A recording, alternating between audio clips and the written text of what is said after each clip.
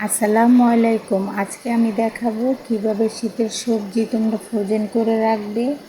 আমি যেভাবে ফ্রোজেন করে সবজি রাখি তোমাদের সাথে সেইটাই শেয়ার করব। আমি এখানে বড় সাইজের একটা ফুলকপি নিয়ে নিলাম। আমি এরকম ছোট ছোট করে কেটে নিয়েছি।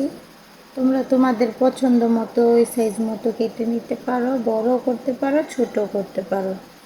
আমি এইরকম সাইজ করে কেটে নিয়েছি। তারপর একটা পাতিলে আমি গরম পানি যখন ফুটে এসেছে তখন 1 চামচ চিনি দিয়ে দিয়েছি। তারপর ফুলকপিটা ছেড়ে দিলাম। পানিটা যখন বলক আসবে তখন ফুলকপিটা দিতে হবে, তাহলে তাড়াতাড়ি ফুলকপিটা সবুজ হয়ে যাবে। এ পর্যায়ে ফুলকপিটা দেওয়ার পর পানিটা বলক চলে এসেছে।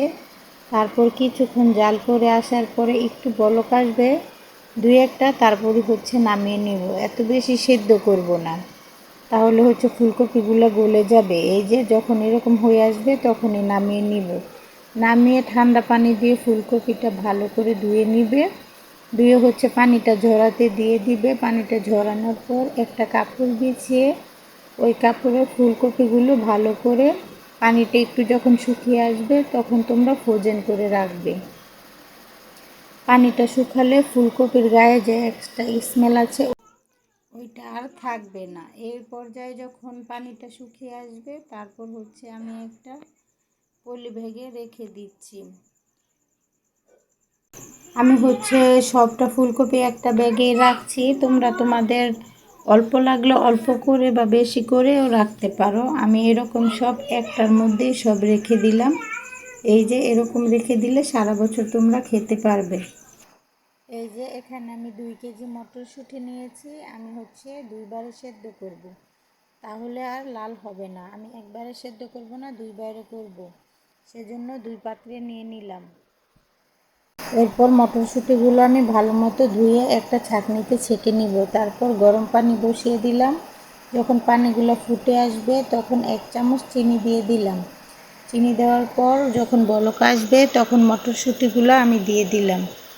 দেওয়ার পর আমি মটরশুঁটিগুলো একটু নাড়া দিইনি। যখন মটরশুঁটিগুলো এরকম উপরে উঠে আসবে তারপর নাড়া দিব, তাহলে মটরশুঁটিগুলো অনেক কালার রং সবুজ থাকবে।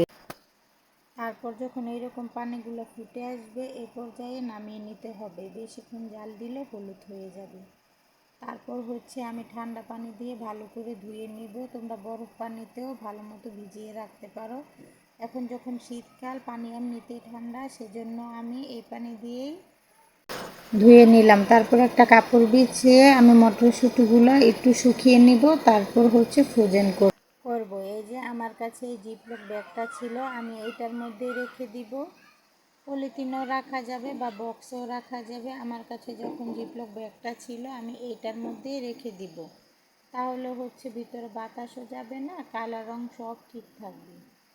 আমার কাছে ব্যাগটা ছিল তাই আমি এইটার মধ্যেই রাখতেছি।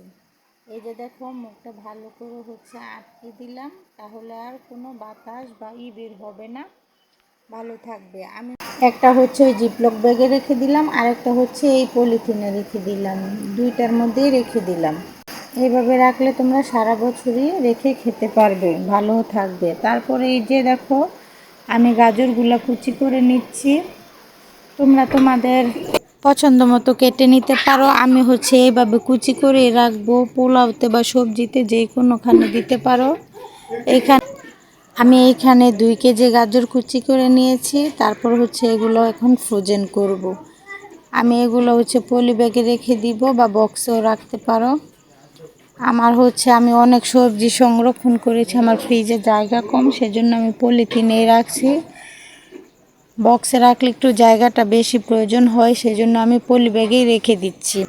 এখন তো শীতকাল, অনেক সবজি পাওয়া যাচ্ছে। এখনই সময়, তোমরা ফ্রোজেন করে রাখতে পারো। এখন যখন অনেক সস্তা আছে, কিছুদিন পরেই তো অনেক দাম, চড়া দামে বিক্রি হবে। এখনই তোমরা এইভাবে ফ্রোজেন করে রাখলে সারা বছর খেতে পারবে। আমার ভিডিওটা যদি তোমাদের ভালো লাগে অবশ্যই আমার চ্যানেলটি লাইক করবে, শেয়ার, সাবস্ক্রাইব করবে।